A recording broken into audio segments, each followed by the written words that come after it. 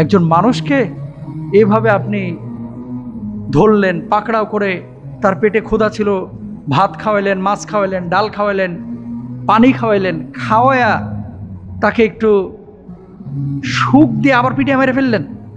শুধু পেটানো হয় নাই, পায়ের উপরে ক্ষত চিহ্ন, বুকের উপরে ক্ষত চিহ্ন, পিঠের উপরে ক্ষত চিহ্ন। মানুষকে এভাবে মারতে পারে? আহা! একটাবার নিজেকে কল্পনা করেন তো, নিজের ভাই বোনকে কল্পনা করেন তো। আর এই মানুষটাকে পিটিয়ে যখন মারা হয়েছে তার কেমন লেগেছে? মোহতারাম, ঢাকা বিশ্ববিদ্যালয়ে তোফাজ্জল নামের একজনকে চোর সন্দেহে পিটিয়ে মেরে ফেলা হয়েছে।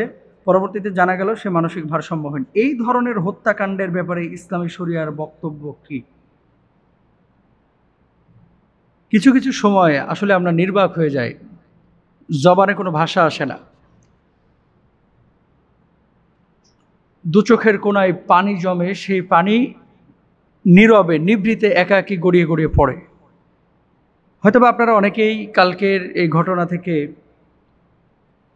আপ্লুত হয়েছেন, আঘাত পেয়েছেন, হৃদয়টা দুমড়ে মুচড়ে গিয়েছে। যেই ছেলেটাকে পিটিয়ে মারা হয়েছে, সম্ভবত তার নাম তোফাজ্জল, আমি যতটুকু দেখলাম, তার বাপ নাই, মা নাই, ভাই বোন নাই, কেউ নাই পৃথিবীতে। পড়াশোনা করতো কলেজে।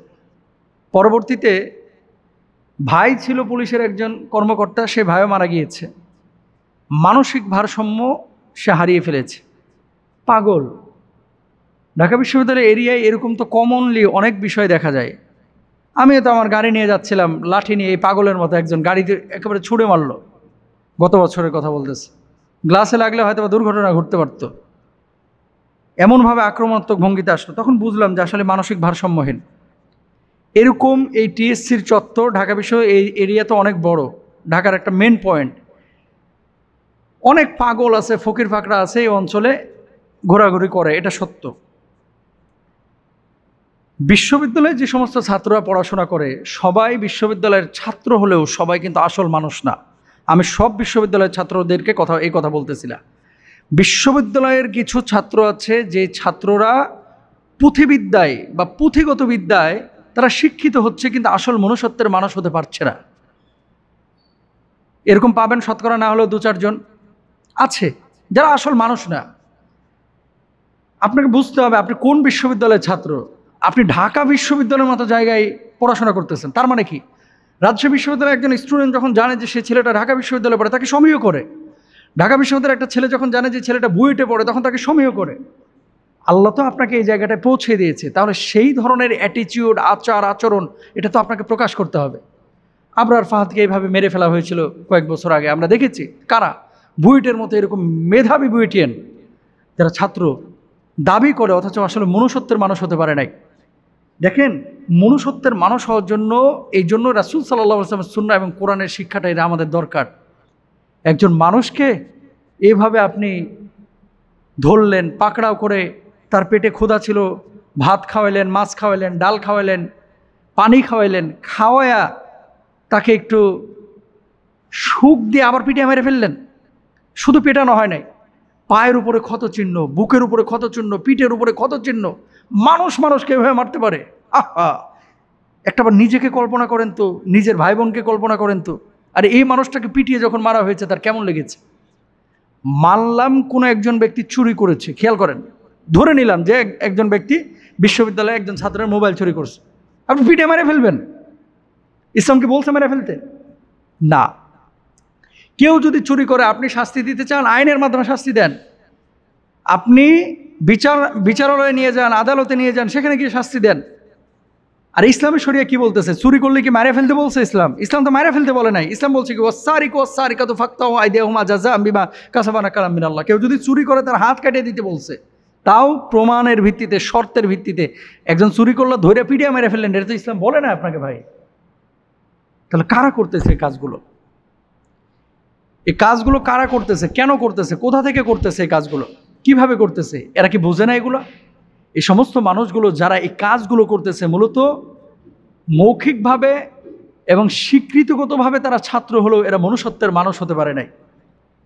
রাসূল আকরাম সাল্লাল্লাহু আলাইহি ওয়াসাল্লাম কি বলছেন একটু খেয়াল করেন। আল্লাহর হাবিব সাল্লাল্লাহু আলাইহি ওয়াসাল্লাম বলেছেন, হত্যাকারী কিয়ামতের দিন এমনভাবে উপস্থিত হবে যে হত্যাকৃত ব্যক্তি হত্যাকারীর মাথা ধরে রাখবে এবং বলবে, হে রব, আপনি একে প্রশ্ন করুন কেন আমাকে হত্যা করেছে। আল্লাহ রাসূল সাল্লাল্লাহু আলাইহি ওয়াসাল্লামকে আল্লাহ সুবহানাহু ওয়া তাআলা কুরআনুল কারীমে জানিয়েছেন, মান ক্বাতালা মুমিনাম মুতাআম্মিদান ফাজাযাউহু জাহান্নামা খালিদান ফিহা ওয়া গাদিবাল্লাহু আলাইহিম ওয়া লা'নাহুম ওয়া আ'আদ্দা লাহু আযাবান মুহিনা। দেখেন, আযাবান আযীমা। কেউ যদি অন্যায়ভাবে কোনো মুমিনকে হত্যা করলো, মুসলমানকে হত্যা করলো, মানুষকে হত্যা করলো, সে তার আশ্রয়স্থল যেন জাহান্নামকে বানিয়ে নিল। অন্য একটি আয়াতে আল্লাহ সুবহানাহু ওয়া তাআলা বলছেন, একজন মানুষকে কেউ যদি হত্যা করে অন্যায়ভাবে, সে যেন গোটা বিশ্বের মানুষকে হত্যা করে ফেললো, গোটা মুসলিম মিল্লাতকে, মুমিন মিল্লাতকে হত্যা করে ফেললো। তো যারা হত্যা করেছে, বুঝে হোক না বুঝে হোক, অন্যায় তো করেছে। আমি এরকম ঘটনা যাতে করে আর পরবর্তীতে না ঘটে, এই জন্য ঢাকা বিশ্ববিদ্যালয়ের ছাত্রসহ অন্য অন্য বিশ্ববিদ্যালয় আর যুবকরা আসলে শরীরে রক্ত গরম। তো কিছু মানুষ দেখবেন যখন চোর পিটায়, ও কিন্তু চলে যাচ্ছিল, রিক্সার ওপর থেকে দৌড়ে আসে, যাই দুইটা কিলে আসে, এরকম কিছু লোক পাবেন। যখন মানুষকে মারা হয়, কিছু মানুষ মারতে ফুর্তি পায়, আনন্দ পায় মারার জন্য, কোনো কাজ নাই, কিন্তু ও চলে যাচ্ছে রাস্তা দিয়ে হেঁটে। এখন এই রাস্তায় মানুষ ধরে পিটাইতেছে, কয় দোস্ত একটু দাঁড়ান, ভাই একটু দাঁড়া, আমি এই দুটা ঘুষি দিয়ে আসি। মানে একটা মজার জিনিস। আপনি কারে মারতেছেন? মানুষকে না। মনে রাখবেন, আপনার ভিতরে যেমন আল্লাহ তাআলা একটা রূহ দিয়েছে, ওর ভিতরেও কিন্তু একটা রূহ দিয়েছে। আপনার রূহটা যেমন অনুভূত হয়, তার রূহটাও কিন্তু অনুভূত হয়। আপনাকে একটা ঘুষি চোপার উপরে দিলে যেমন আপনার ব্যথা লাগে, ওই পাগলটার উপরে দিলেও কিন্তু ব্যথা লাগে। চোরের শাস্তি অবশ্যই চোরকে দিতে হবে, সেটা আপনি না, বিচারালয় দিবে, আদালত দিবে, 5 জন মানুষ মিলে আপনার একটা শাস্তি দিবেন। মানুষটার কবজি থেকে যদি হাতটাও কেটে দিতেন, মানুষটা মরতো না। কিন্তু আপনি এইভাবে পিটায়া, ভাতটাত খাওয়ায়া তারপর মেরে ফেলাইবেন, ভাই এটা আসলে সহ্য করার মতো না। তদ্রুপভাবে আরেকটা বিষয়, পলিটিক্যাল অনেক বিষয় থাকে এরকম, যে এখন তো আওয়ামী লীগের এরা চিপায় আছে, এক কথায় 15 বছর জ্বালাইছে, এখন জ্বালা সহ্য করতেছে। বিষয়টা একবার ডিরেক্ট এরকমই তো হয়ে গেছে। তা আপনার এখন পাওয়ার আছে দেখে ওরে একেবারে আঁক মারা করে মারতেছেন। মনে করেন গ্যান্ডারির রস, যখন সমস্ত রসগুলো পড়ে গেছে, চাপা খাইতে খাইতে চিপার মধ্যে পড়িয়া, এরপরে কি করে, গ্যান্ডারি তারপরও ঢোকায়, কিসের জন্য? ওই পরে স্যাপ বাইর হয়, আর কিছু বাইর হয় না। এই অবস্থা হয়ে গেছে আর কি। মানে যারে পাইছে এখন দুর্বল, এরে পিডাইতে পিডাইতে পিডাইতে সকাল বিকাল রাত একেবারে 5 ওয়াক্ত পিডায়, এরকম একটা অবস্থা চলতেছে। মরারে মারস কে, কয় লড়ে না কে, এই অবস্থা হয়ে গেছে। একজন মানুষকে এইভাবে আপনি ধরলেন, পাকড়াও করে, তার পেটে ক্ষুধা ছিল, ভাত খাওয়াইলেন, মাছ খাওয়াইলেন, ডাল খাওয়াইলেন, পানি খাওয়াইলেন, খাওয়ায়া তাকে একটু সুখ দিয়ে আবার পিটিয়ে মেরে ফেললেন। শুধু পেটানো হয় নাই, পায়ের উপরে ক্ষত চিহ্ন, বুকের উপরে ক্ষত চিহ্ন, পিঠের উপরে ক্ষত চিহ্ন।